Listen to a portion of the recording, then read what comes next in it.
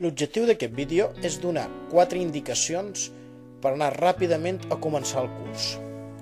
El repte és dominar una assignatura que té fama de difícil, però que professionalment és fonamental. La dificultat radica en que s'ha de dominar la part teòrica i conceptual alhora que la pràctica, i que tots els coneixements es van acumulant des de principi a final de curs. Primer de tot, entrem a l'intranet de l'assignatura i obrim el pla docent, que hem de llegir detingudament. Veurem que en el pla docent podem trobar els objectius de l'assignatura, un índex acurat, la forma d'avaluar, les competències, els continguts de cada mòdul i, finalment, cal a l'agenda apuntar-se les dates clau que trobareu a la part final. És a dir, quan comencen els debats, quan s'han de lliurar les PACs, quan es comencen les PATs i quan es penjaran.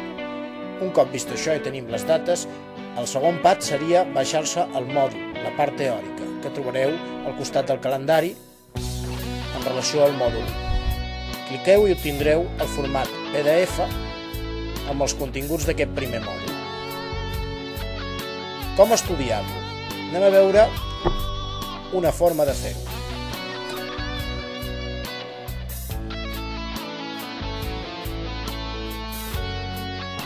Dintre dels 4 mòduls que hem d'anar estudiant, anem a començar pel mòdul 1.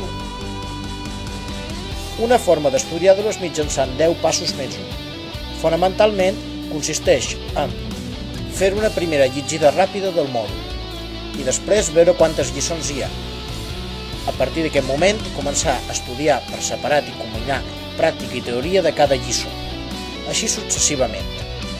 Després, el més important és seguir el cas global, el debat que proposarem i que serà una pràctica de la pròpia PAC que tindreu que lliurar. És a dir, vull incidir en la importància de seguir el cas global, els debats, perquè seran pràctiques molt reals i similars a les PAC que tindreu que lliurar. Finalment, i ja començant amb el mòdul 1, que podreu començar a estudiar, dir que té 3 lliçons i que aniran combinant. Comenceu a estudiar la part teòrica, estudieu detingudament cada lliçó i finalment començarem, quan pertoquin el calendari, el debat pràctic que ens ajudarà a preparar la primera PAC.